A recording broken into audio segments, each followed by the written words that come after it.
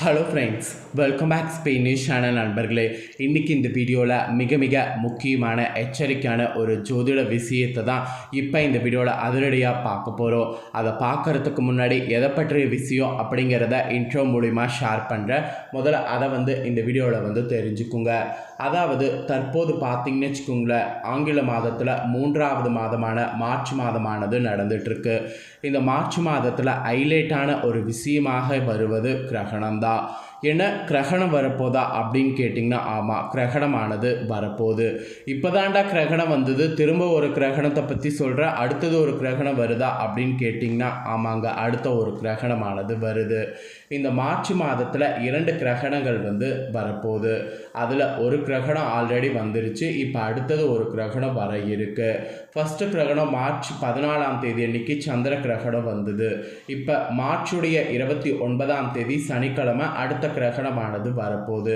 இதுவும் சந்திர கிரகணமான்னு கேட்டிங்கன்னா, இது சந்திர கிரகணம் கிடையாது, இது சூரிய கிரகணம். சந்திர கிரகணத்தை காட்டிலும் பல மடங்கு ஒரு பவர் சூரிய கிரகணத்துக்கு இருக்குது. சூரிய கிரகணத்துடைய தாக்கம் பயங்கரமாக இருக்கும். அதனால் சூரிய கிரகணத்துடைய தோஷம் நிறைய பேருக்கு ஏற்படும். அந்த தோஷம் நீங்கள் பரிகாரம் என்ன, கிரகண நேரம் என்ன அப்படிங்கிறத தான் இந்த வீடியோவில் பார்க்க போகிறோம். உங்கள் ராசிக்கு சூரிய கிரகணத்தினால தோஷம் ஏற்பட்டால் என்ன மாதிரியான தோஷம் ஏற்படும், அதிலிருந்து தப்பிப்பதற்கு என்ன பரிகாரம் செய்யணும் அப்படிங்கிறத தெளிவாக இந்த வீடியோவில் தெரிஞ்சுக்குங்க. ஸோ தெரிஞ்சுக்கிறது முக்கியம் இல்லை, இந்த பரிகாரம் செய்து பயன்பெறணும், அதுதான் ரொம்ப முக்கியம். அதனால் என்ன பரிகாரம் செய்யணும் அப்படிங்கிறத இந்த வீடியோவில் தெரிஞ்சு இந்த பரிகாரத்தை மறக்காமல் பண்ணுங்க. சரி, வாங்க என்ன சொல்லப்பட்டிருக்கு அப்படிங்கிறத இந்த வீடியோவில் அதிரடியாக பார்க்கலாம். ஆக்சுவலி சூரிய கிரகணம் என்பது ஒரு வலிமையான இயற்கை நிகழ்வாக கருதப்படுது. நமது பண்டைய ஜோதிட சாஸ்திரங்கள்லேயே இந்த சூரிய கிரகணம் ஆபத்தானது என்று தெரிவிக்கப்படுது. அந்த வகையில் இன்னும் ஒரு வாரத்தில் சூரிய கிரகணமானது ஏற்பட இருக்குது.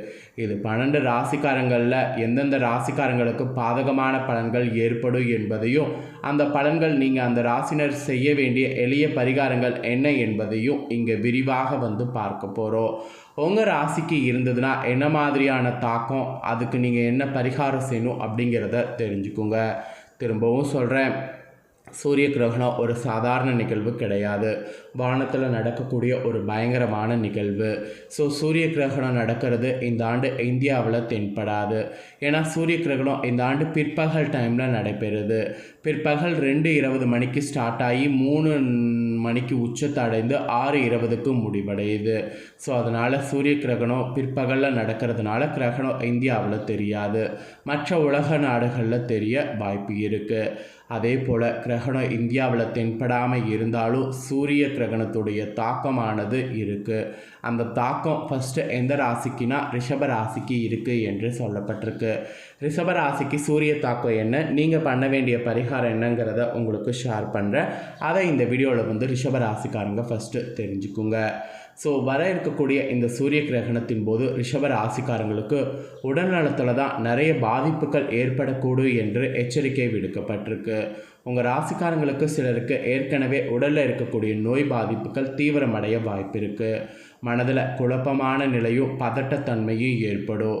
மெயினாக ரிஷபராசிக்காரங்க மாணவர்கள் கல்வி கற்பதில் சிரமங்கள் ஏற்படும். ஸோ இந்த மாதிரி நிறைய பாதிப்புகள் உங்கள் ராசிக்கு ஏற்படும் என்று குறிப்பிடப்பட்டிருக்கு. இப்படி சூரிய கிரகணத்தினால் ஏற்படக்கூடிய தோஷ பாதிப்புகள் குறைய ரிஷபராசிக்காரங்க நீங்கள் சூரிய கிரகணத்துக்கு பண்ண வேண்டிய பரிகாரம் என்னென்னா, மகா கணபதியுடைய மந்திரத்தை பாராயணம் செய்ய வேண்டும், இல்லைனா கேட்க செய்ய வேண்டும். அப்புறம் சூரிய கிரகணம் முடிந்த பிறகு பருவமடையாத பெண் குழந்தைகள் இருக்காங்கள, அவங்களுக்கு வளையல்கள் தானமாக அளிக்கணும்.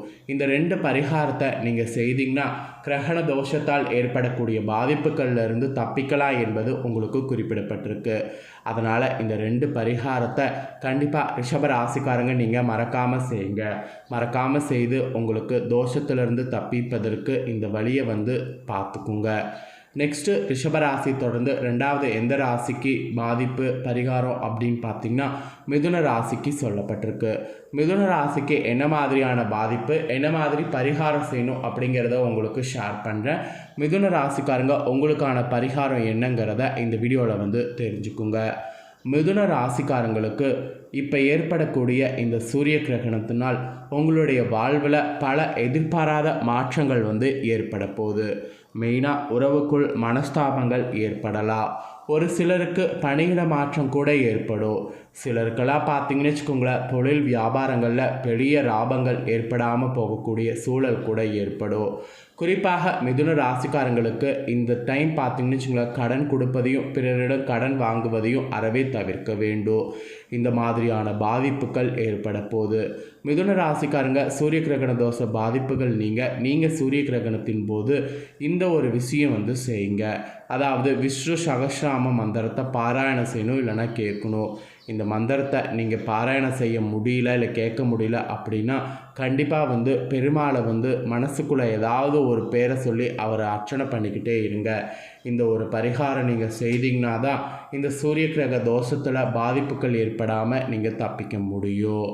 நெக்ஸ்ட்டு பாதிப்பு எந்த ராசிக்கு அப்படின்னு பார்த்தீங்கன்னா கன்னி ராசிக்கு சொல்லப்பட்டிருக்கு. கன்னி ராசிக்கு கிரகண தோஷம் என்ன, நீங்கள் என்ன பரிகாரம் பண்ணும் அப்படிங்கிறத உங்களுக்கு ஷேர் பண்ணுறேன். அதை முதல்ல இந்த வீடியோவில் கன்னி ராசிக்காரங்க தெரிஞ்சுக்குங்க. அதுக்கப்புறம் மற்ற விஷயங்களை நான் உங்களுக்கு ஷேர் பண்ணுறேன்.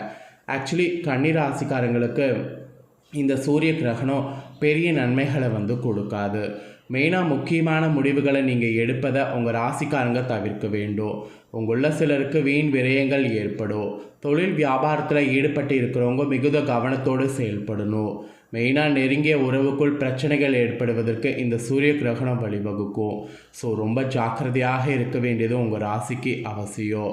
கன்னிராசிக்காரங்க இந்த சூரிய கிரகணத்தினால ஏற்படக்கூடிய தோஷ பாதிப்புகள் நீங்கள் கிரகணம் முடிந்ததுக்கு பின்னாடி என்ன பண்ணணுன்னா, ஒரு காளமாட்டிற்கு வெல்லம் கலந்த அரிசியை உணவாக கொடுக்க வேண்டும்.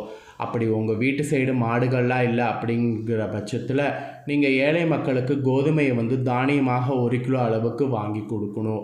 இந்த மாதிரி ஏதாவது ஒரு பரிகாரம் நீங்கள் 2ல் 1 பண்ணிங்கன்னா கிரகண தோஷத்தால் ஏற்படக்கூடிய பாதிப்புகள்லேருந்து நீங்கள் தப்பிக்க முடியும்.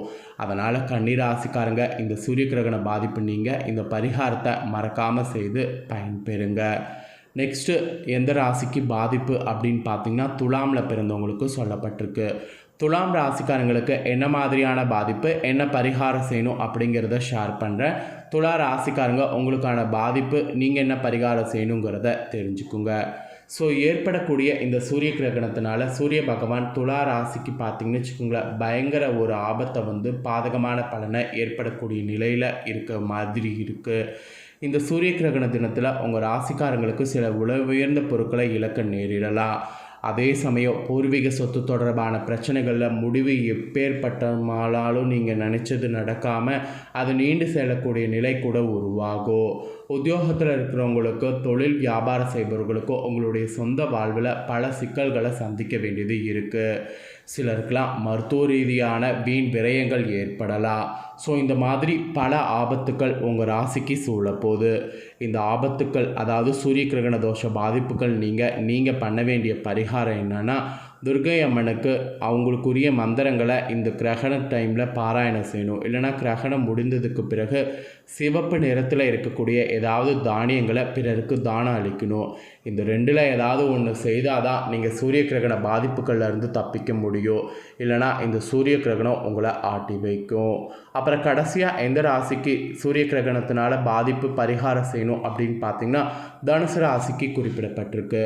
தனுசு ராசிக்காரங்களுக்கு இந்த சூரிய கிரகணத்தினால் பொருளாதார ரீதியில் சில இறக்கங்கள் சந்திக்கிறதுக்கு வாய்ப்பு இருக்குது. ஸோ பிறரை பிணை கையெழுத்து போடுவது, கடன் கொடுப்பது போன்ற இந்த மாதிரியான செயல்களை இந்த கிரகண டைமில் செய்வதை அறவே தவிர்க்க வேண்டும். உங்களில் சிலருக்கு உடல்நிலை ரீதியான பாதிப்புகள் ஏற்படும். வீண் விவாதங்களில் ஈடுபடுவதை அறவே தவிர்க்கணும். வீண் விவாதங்களில் ஈடுபட்டிங்கன்னா அது உங்களுக்கு பயங்கர இழப்பை ஏற்படுத்தும். அதனால் ரொம்ப ஜாக்கிரதையாக இருக்கணும். ஸோ இந்த சூரிய கிரகணத்தினால ஏற்படக்கூடிய தோஷங்கள் நீங்கி நன்மைகள் பெற நீங்கள் இந்த சூரிய கிரகணம் முடிந்ததுக்கு பின்னு நன்கு குளித்து முடித்து விட்டு ஸ்ரீ கிருஷ்ண பரமாத்குரிய மந்திரங்களை பாராயணம் செய்யணும். இல்லைனா ஒளிபரப்பு செய்து கேட்கணும். அப்புறம் வறிய நிலையில் இருக்கக்கூடிய மக்களுக்கு பச்சை நிற காய்கறிகள் மற்றும் பசலக்கீரையை தானமாக வழங்க வேண்டும். இந்த மாதிரி சில பரிகாரங்கள் நீங்கள் செய்தீங்கன்னா தோஷங்கள் நீங்கி நன்மை உண்டாகும். ஸோ கிரகண தோஷம் இந்த மாதிரி தான் ஏற்படும். பரிகாரம் இந்த மாதிரி தான் செய்யணும் என்பது இந்த 5 ராசிக்கு குறிப்பிடப்பட்டிருக்கு. ஸோ குறிப்பிடப்பட்டதை இந்த 5 ராசிக்காரங்க உங்கள் ராசிக்கு நீங்கள் தெளிவாக தெரிஞ்சிருப்பீங்க. ஸோ தெரிஞ்சதுக்கேற்ப நடந்து செயல்பட்டு பலன் அடைஞ்சுக்குங்க. நீங்கள் இதை பார்த்து செயல்பட்டு பலனடைகிறது போல் உங்கள் ஃப்ரெண்ட்ஸ் ஃபேமிலி இருக்கவங்களும் இதை பார்த்து செய்து பலனடையணும்னு நினச்சிங்கன்னா வீடியோ லைக் பண்ணி ஷேர் பண்ணுங்கள். வீடியோவை உங்கள் ஃப்ரெண்ட்ஸ் ஃபேமிலியில் இருக்கிறவங்களும் பார்க்கட்டும். அவங்களும் அவங்களோட ராசி இருந்ததுன்னா இந்த பலன்கள் பற்றியும் இந்த தோஷம் நீங்கள் பரிகாரம் செய்கிறத பற்றியும் தெரிஞ்சு இதற்கேற்ப நடந்து பலனடையட்டும்.